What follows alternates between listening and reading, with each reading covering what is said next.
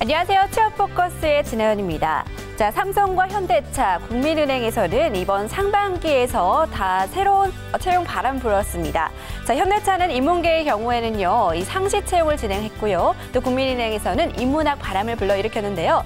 자, 이 대기업 중심으로 채용 트렌드는 상반기부터 계속 변화하고 있는 것으로 보입니다. 그렇다면 이번 하반기에는 어떤 트렌드의 바람이 불까요? 오늘 그 내용 살펴볼 텐데요. 자세한 내용 화면으로 만나보겠습니다. 자, 채용 시장 강타한 4가지 키워드, 하반기 4가지 키워드를 살펴보도록 하겠습니다. 먼저 첫 번째로요. 주요 그룹에서 인문학적 소양을 평가하는 것을 강화하겠다는 내용이고요. 두 번째는 수시 채용 문이 활짝 열렸다. 그리고 세 번째는 금융권은 탈스펙 채용을 계속해서 확산해 나가겠다. 네 번째는 이공계 전공자 출신은 우대가 계속 지속될 것이다. 라는 4가지 키워드로 정리해 볼 수가 있는데요. 먼저 첫 번째 키워드부터 살펴보도록 하겠습니다. 자, 첫 번째 키워드는 인문학적 소양 평가가 강화될 것이라는 내용입니다. 자, 대기업에서는 인문 소양 평가를 위해 다양한 시도를 펼치고 있는데요. 먼저 삼성그룹의 경우에는 삼성 직무 적성 검사에서 인문학 지식을 묻는 질문의 비중을 높일 계획이라고 밝혔고요. 자, LG그룹의 같은 경우에는 인적성 검사에서 15% 이상 학자와 한국사 문제를 출제하겠다라고 밝혔습니다. 네, 계속해서 그 외의 기업에서도 다양한 시도를 하고 있는데요. 현대자동차 그룹에서는 자동차 그룹 직무적성 검사죠. H맷에서 역사 에세이를 출제할 예정이고요. 그리고 SK그룹에서는 종합 역량 검사에서 한국사 10개 문항을 신설했다고 합니다. 그리고 마지막 포스코그룹에서는 한국사 관련 자격증 소지자를 우대한다는 내용을 밝혔습니다. 자, 이렇게 대기업에서는 인문학적 소양을 평가하기 위해 다양한 시도를 하고 있는데요. 자, 하반기 주요 기업 채용 전형에서 인문교양을 중요하게 여기는 경향이 뚜렷해지고 있는 것을 확인해 볼 수가 있습니다. 기업 하반기 공채 핵심 키워드, 이제 스펙이 아닌 인문학적 소양을 중요시하겠다라는 내용인데요. 대체 어떤 이유 때문에 이렇게 기업들은 변화하고 있는 것일까요? 네, 대기업에서는 이 같은 채용 패턴의 변화로는 그동안의 단순한 스펙이었던 영어와 학벌로는 창조적인 사고로 미래를 대비하는 인재, 선발할 수 없다는 인식이 강해졌다고 하는데요.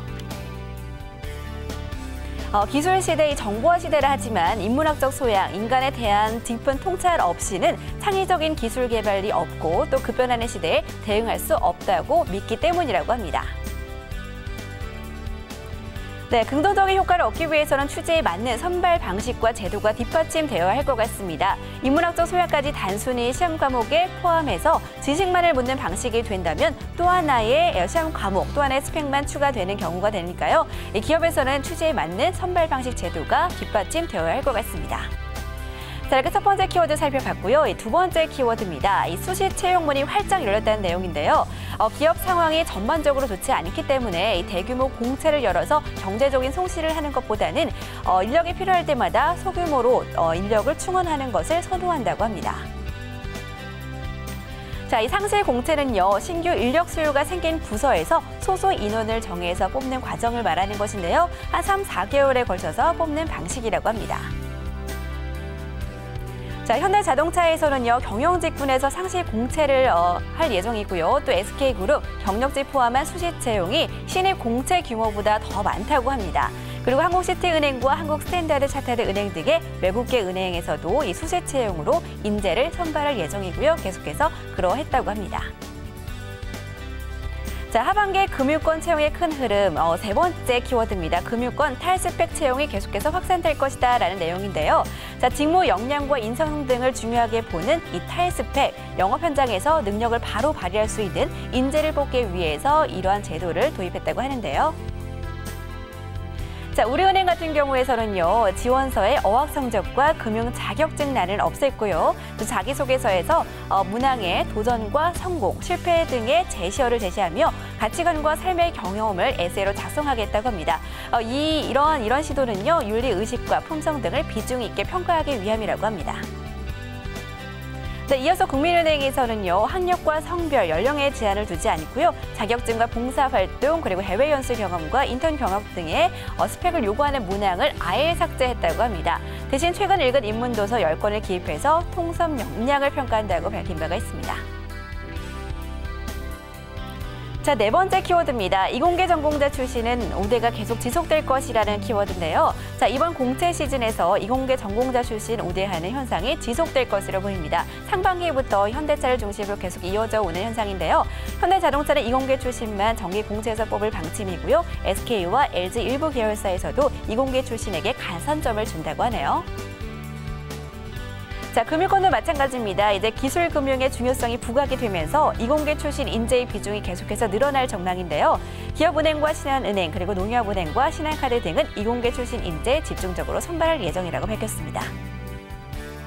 네, 오늘 이렇게 하반기 계속해서 이어올 수 있는 네 가지 트렌드를 좀 살펴봤는데요.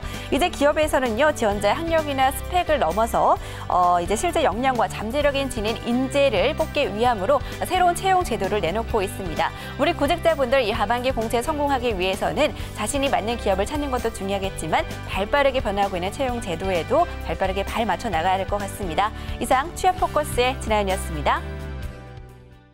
취업하고 싶은데 어디에서 채용 정보를 골라야 하지? 취업 포털? 생활 정보지? 기업 홈페이지? 채용 설명회? 아, 헷갈려. 실시간으로 마음껏 골라라. 중장년 여성 우대, 아르바이트 채용 정보까지 계층별, 종류별 채용 정보 여기 다 있네. 내 마음대로 고르는 채용 정보, 채용 투데이. 많은 시청 바랍니다.